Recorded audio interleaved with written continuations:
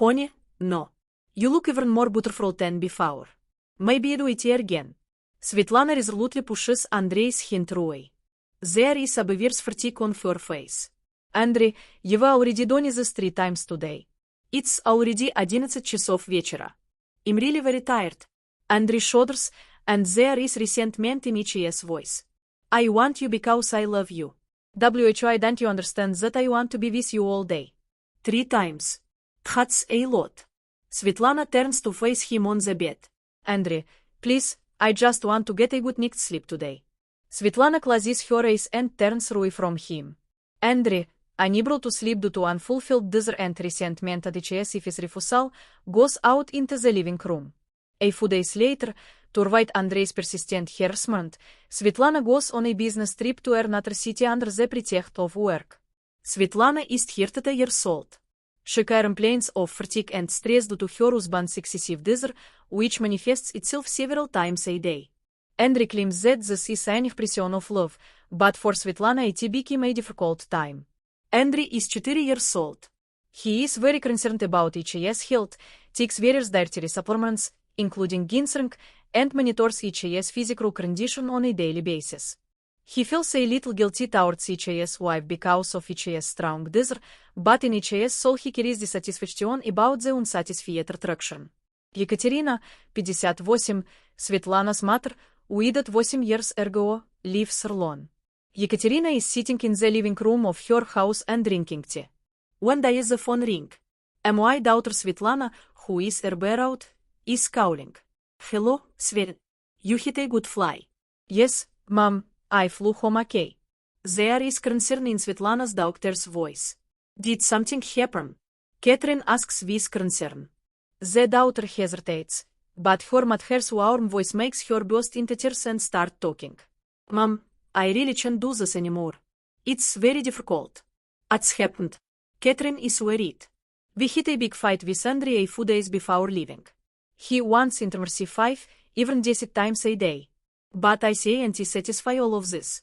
Because of this, I constantly refuse ulta itroi.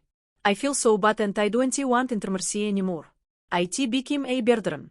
And why does he drink so many supplements? He has too much power.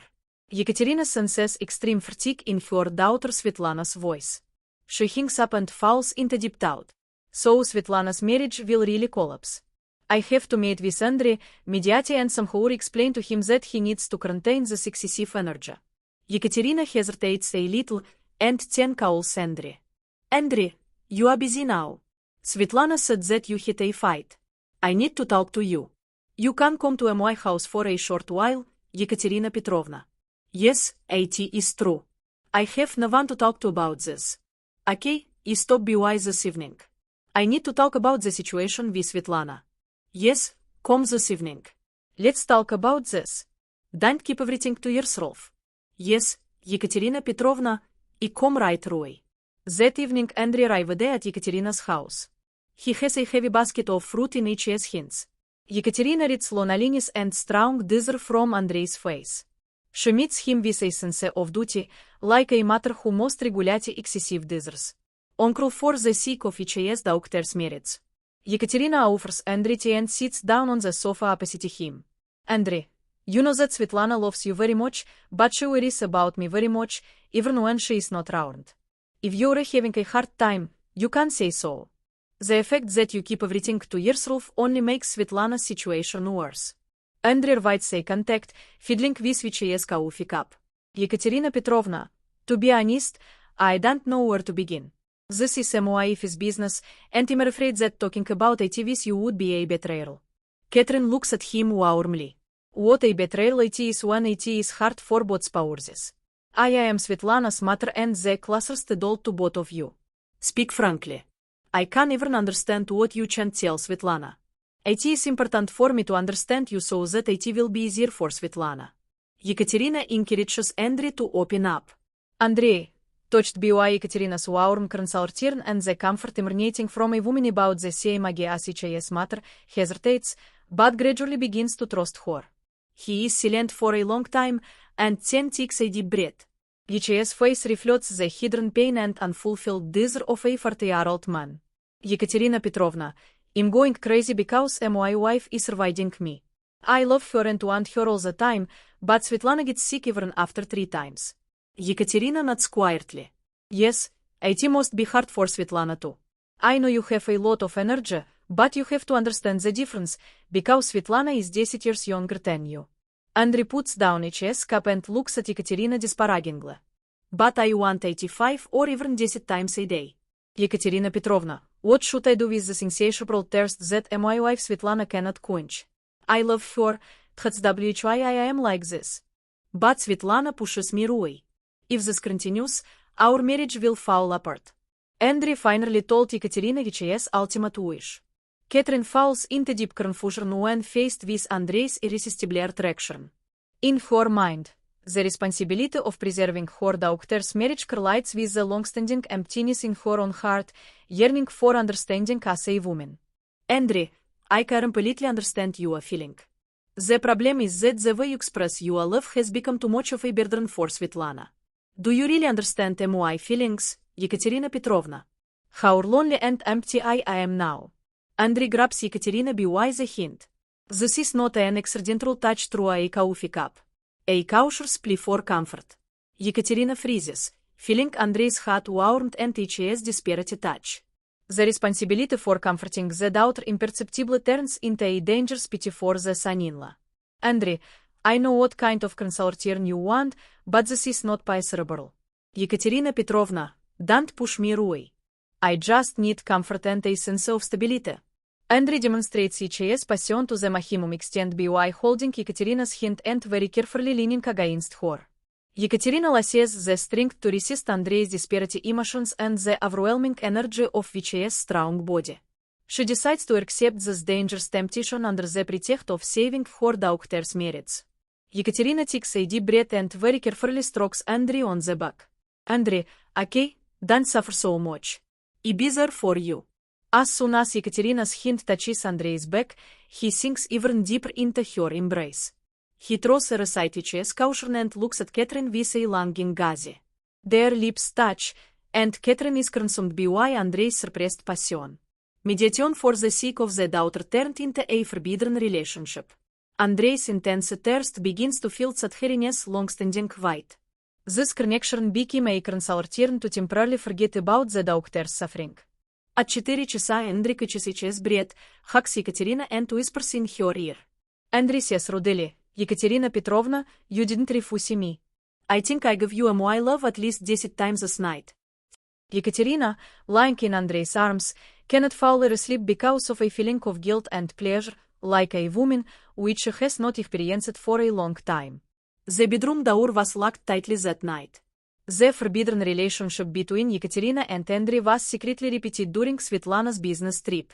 Catherine's initial intention to mediate for her daughter's marriage disappeared. Now all that remained was a dangerous connection, where Andrei's strong energy and Catherine's long-standing emptiness collided. As night fell, the bedroom became their refuge and a place of guilt.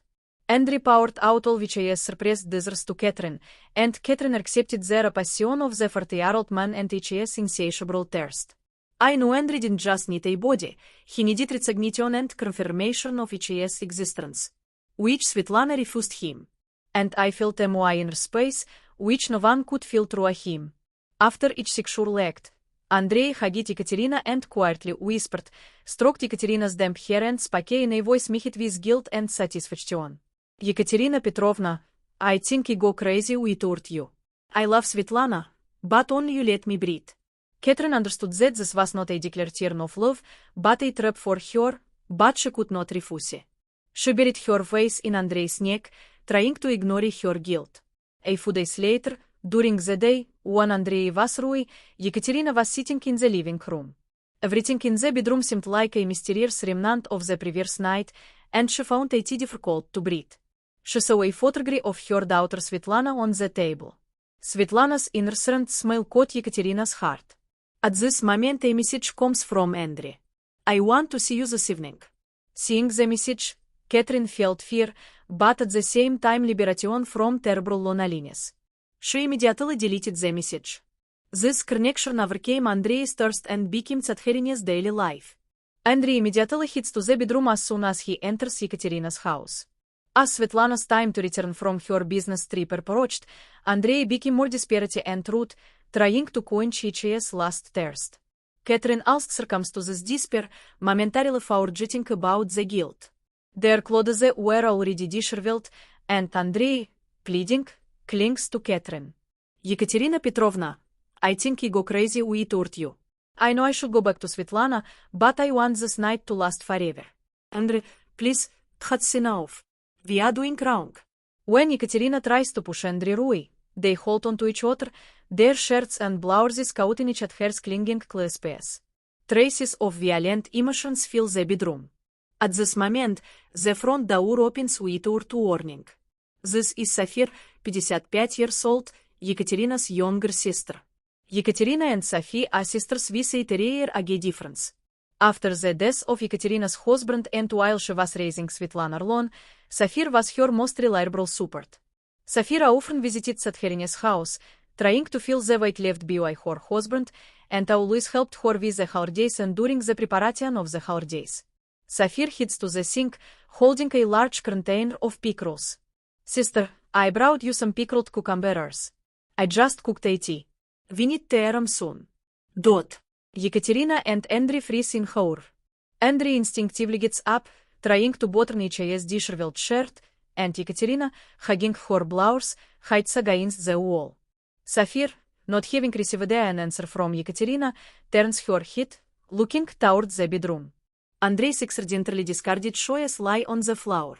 Safir says Andrei is here too. Svetlana has arrived. Safir opens the bedroom door because of the rustling sound. Andrei hurries out of the bedroom. Andrei's face is red with sweat and guilt. Traces of hasty buttoning of the shirt are visible. Behind him, a disheveled Ekaterina stands at the bedroom door, frozen in shock, trying to hold Andrei back. Safir drops the container of pickled cucumbers she was holding in her hand with a crash. The salty smell and the loud sound of a broken container fill the quiet house. His eyes flash with shock, disgust and anger. She silently looks first at Ekaterina, then at Andrei. Safir is still frozen in shock. Andrei and Ekaterina cannot raise their heads from guilt. Safir, her voice barely trembling, continues, What are you doing here? Svetlana. The word knows what you're doing. Andrei lowers his head and says in a trembling voice, And Safir, I'm sorry, it was very hard for me.